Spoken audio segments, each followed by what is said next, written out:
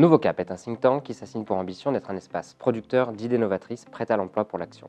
Nos travaux reposent sur 3 axes: la croissance économique, la promotion des territoires et la modernisation de l'action publique. Dans ce contexte, il nous a paru naturel d'inaugurer notre série de publications par une note sur la démocratie, en mettant la focale sur l'état et le devenir de la démocratie en France. Au sein de cette note figurent plusieurs intervenants extérieurs. Vous avez Pierre Gattaz, notamment, le président du MEDEF, Jean-Pierre Raffarin, Enrico Letta et Bernard Cazeneuve, 3 anciens premiers ministres, Maria Gabriel, qui est une commissaire européenne, Christian Nibourel, qui est le président d'Accenture France, et François Garçon, qui est un historien. On a choisi de traiter du thème de la démocratie parce qu'on a fait le constat que la démocratie représentative actuellement était en crise. Si son principe procède d'aspirations millénaires, l'institutionnalisation de la démocratie est relativement récente à l'échelle de l'humanité et a entraîné de forts débats. En France notamment, avant et après la Révolution de 1789, on a vu s'opposer des avocats de la démocratie représentative et des partisans de la démocratie directe. Le but de cette note, c'est de formuler des propositions pour retisser les fils de la démocratie en réconciliant les dimensions représentatives et directes qui en sont les creusets. Le constat qu'on fait aujourd'hui, c'est que nos concitoyens ont une forte défiance envers à la fois les institutions et les élus de la République. Les statistiques le prouvent, 28% des Français éprouvent du dégoût vis-à-vis de la politique, 70% considèrent que les parlementaires sont corrompus, 61% considèrent que la démocratie fonctionne mal. Et cette crise de la démocratie représentative, elle n'est pas franco-française, la contagion est mondiale. Une étude de la Fondation pour l'innovation politique l'a prouvé récemment. Un tiers des ressortissants de l'Union européenne et un tiers des Américains considèrent que la démocratie n'est pas un système irremplaçable, qu'elle pourrait être remplacée par d'autres systèmes, plus autoritaires notamment. Donc, face à la crise de la démocratie représentative, a émergé à partir des années 60, et ça s'est accéléré dans les années 90, ce qu'on appelle la démocratie participative. La démocratie participative recouvre des usages et des interprétations extrêmement variées, mais dans son sens large, en fait, c'est l'institutionnalisation de la participation citoyenne aux politiques publiques, et ce, dans le cadre de la démocratie représentative. Donc, ça se traduit par des budgets participatifs, des conseils citoyens, des jurys citoyens et plus récemment les civic tech, par exemple. On a observé la démocratie participative, et avec le recul qu'on peut avoir aujourd'hui, scientifique, empirique, ce qu'on constate, c'est que la démocratie participative est in fine décevante, pour plusieurs raisons. D'une, parce que même si les citoyens français expriment une volonté de s'engager davantage dans la vie publique, lorsqu'on leur offre la possibilité de participer à des dispositifs participatifs, la mobilisation, in fine, s'avère assez faible.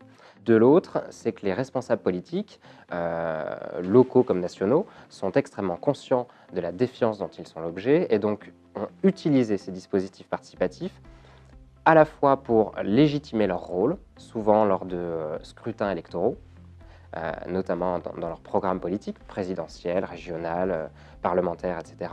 Et au cours de leur mandat aussi, pour légitimer la décision publique in fine, en disant « Regardez, on a consulté les citoyens et donc notre décision publique est collégiale ». Or, donc, il y a une faible participation, une instrumentalisation par les responsables politiques. Et la dernière chose qu'on a observée, c'est que le même écueil qui avait été observé pour la démocratie représentative, qu'avait mis en exergue Max Weber ou Hannah Arendt, on voit la même chose au niveau de la démocratie participative. C'est-à-dire que la démocratie participative, ceux qui y participent, les citoyens qui participent, c'est une sorte d'élite de professionnels de la démocratie participative qui sont constitués d'anciens élus, de militants associatifs, de groupes d'intérêt, de lobbies, de fédérations professionnelles, de partenaires sociaux, etc. Donc en fait, la démocratie participative, elle est un peu dévoyée par rapport à son esprit originel, si je puis dire. Et on se rend compte qu'elle n'a pas réussi à combler les carences de la démocratie représentative. Il faut noter qu'il y a eu des avancées ces dernières années, notamment le droit de pétition auprès du Conseil économique et social, environnemental, l'introduction de la question prioritaire de constitutionnalité, la mise en place d'État Lab, de la Haute Autorité pour la transparence de la vie publique, ou plus récemment, la loi pour la confiance en la vie publique qui a été promulguée par le président de la République le 15 septembre dernier, ou la révision du fonctionnement de l'Assemblée nationale qui est en train de se faire par François de Rugy. Nous, Nouveau Cap, on veut aller plus loin et on préconise 14 propositions, parmi lesquelles, notamment, on propose de limiter à 2 mandats consécutifs l'ensemble des mandats locaux. L'objectif, il est simple, c'est de redynamiser, faire respirer la démocratie en mettant fin à la professionnalisation de la vie politique, dont on parlait précédemment, en permettant l'accès à de nouveaux élus aux différentes charges publiques. Et le président de la République, depuis la révision constitutionnelle du 23 juillet 2008, est soumis, lui, à cette règle de 2 mandats. Donc on propose, nous, de l'étendre à l'ensemble des mandats électifs locaux et nationaux. On propose aussi d'instaurer l'obligation d'un casier judiciaire vierge pour l'ensemble des mandats. C'est-à-dire qu'aujourd'hui en France, on a à peu près 400 professions du secteur privé ou de la fonction publique qui sont soumises à cette règle du casier judiciaire vierge.